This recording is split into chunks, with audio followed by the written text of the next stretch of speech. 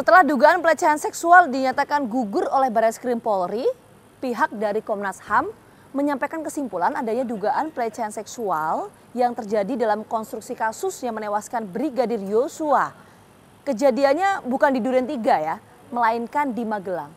Sebetulnya apa sih dasar dari Komnas HAM ini menyampaikan kesimpulan adanya dugaan pelecehan seksual dalam konstruksi kasus ini? Kita akan coba temukan faktanya bersama saya Gina Vita.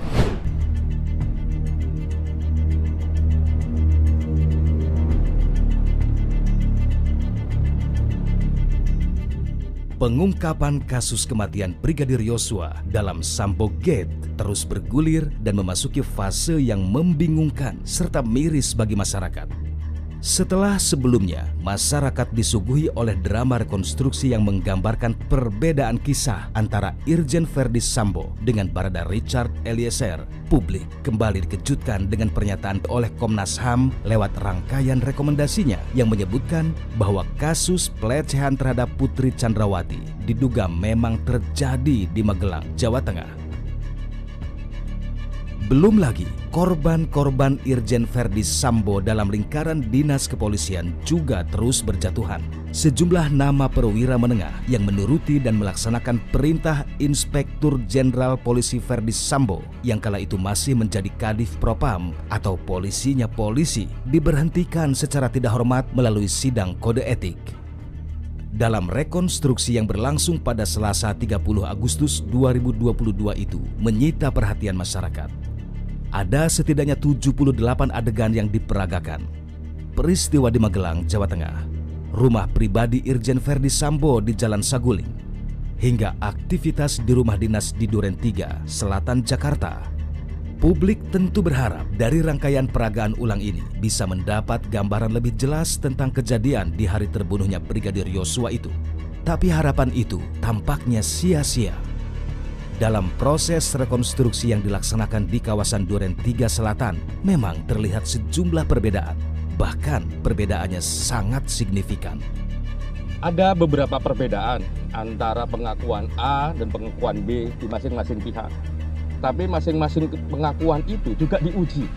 Jadi dikasih kesempatan oleh teman-teman penyidik untuk juga melaksanakan rekonstruksinya.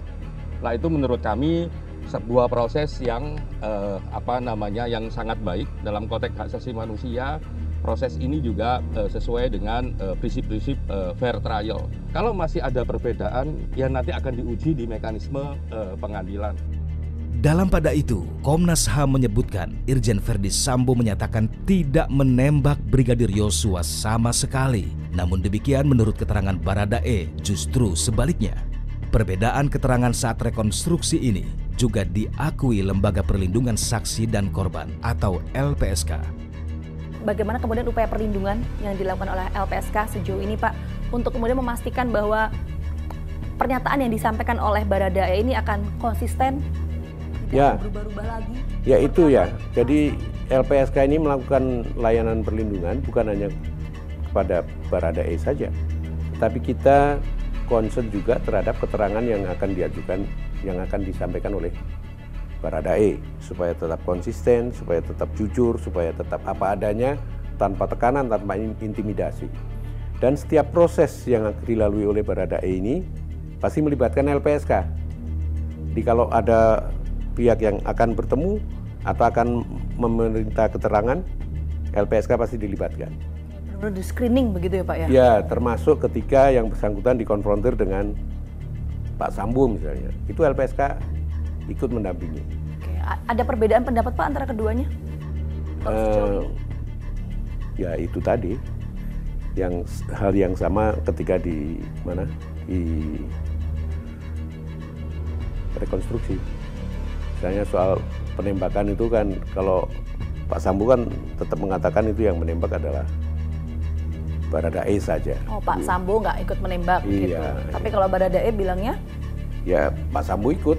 Oh, ikut menembak berapa kali? Yang terakhir, saya nggak tahu. Oh, oke. Tapi ada perbedaan itu Pak ya?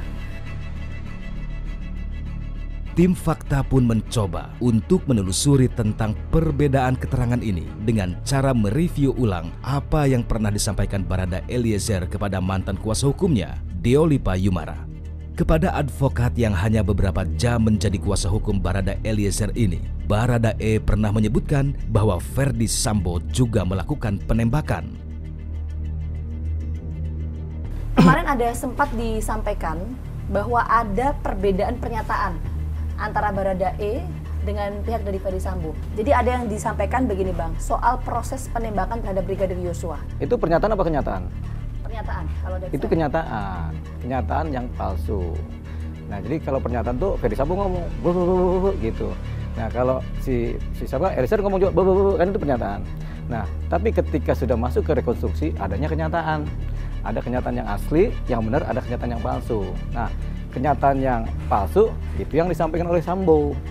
Kenyataannya adalah si Eliezer itu diperintahkan menembak oleh si Sambo. Jadi Yosua masih hidup dalam posisi berlutut, kemudian ditembak oleh Eliezer.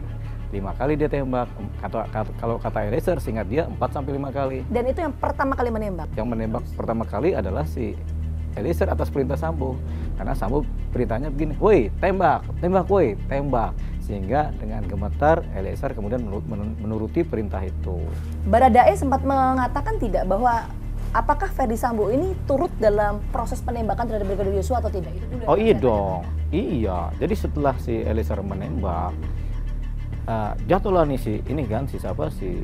tentunya ditembak 4 kali jatuh dong, dor, jatuh, glok.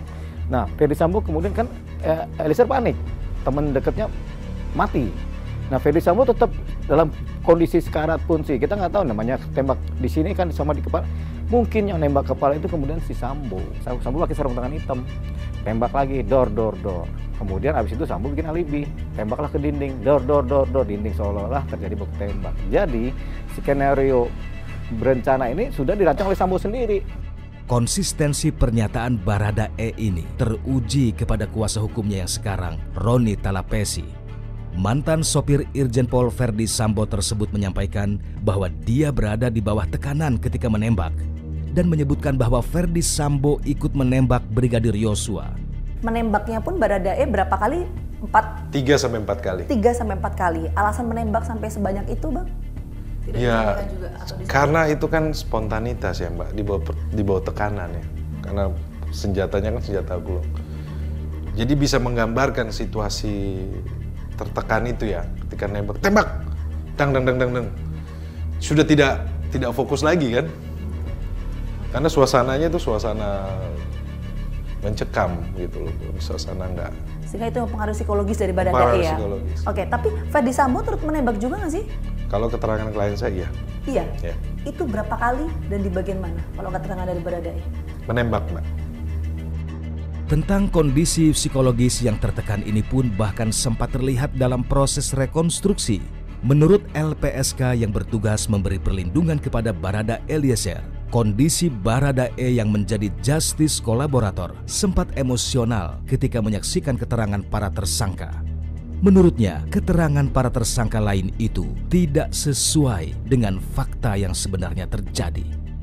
LPSK kan sudah kemarin juga turut hadir dalam rekonstruksi Pak, Iya. melihat sendiri bagaimana kemudian poin-poin yang bukan poin-poin ya, tapi adegan yang diperagakan oleh Baradae. Kondisi psikologis dari yang bersangkutan ketika itu seperti apa sih Pak? Kami sudah berkoordinasi dengan yang bersangkutan sejak sehari sebelum rekonstruksi.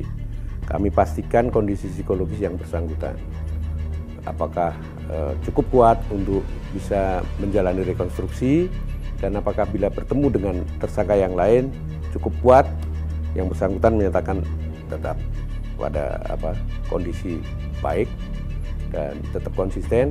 Masih on the track begitu ya Pak Masih ya? on the track.